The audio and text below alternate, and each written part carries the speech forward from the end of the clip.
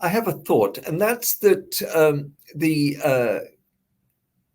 if you think of the young whale in its family unit, and it's learning stuff from her mother, from her aunts, maybe a little bit from the young males, and then also from the other social family units who they meet and form groups with.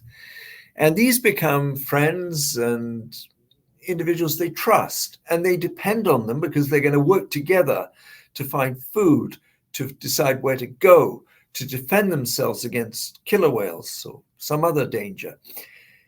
And there are other animals out there who behave differently, who don't fit those patterns, who they don't know well, whom they don't trust. And so they tend to just stay away from them.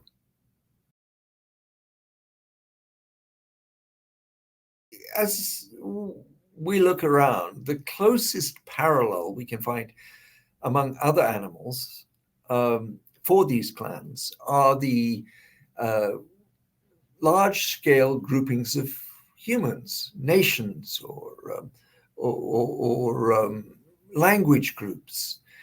And these are pretty unusual. So there can be tens of thousands of sperm whales in a clan, and they can cover thousands of miles.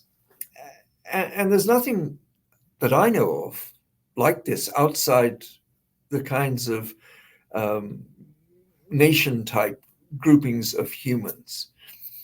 So what have sperm whales and humans in common that may have led to them both having this very unusual high level of society?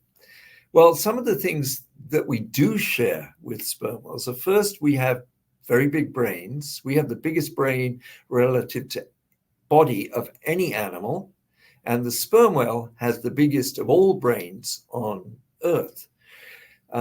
We also are very cooperative. We work together to do stuff, to raise our young, to decide what to do. We are mobile. We move around a lot. The sperm whales move over thousands of kilometers of ocean. And we are cultural.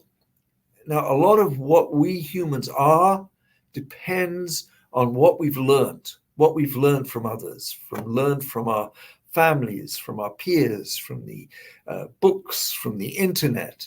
And so we are cultural beings. The sperm whales are cultural beings too. So it suggests to me that one or more of these factors may have been really important in driving us to have these large-scale nation-type groupings and sperm whales to have these large-scale clan groupings.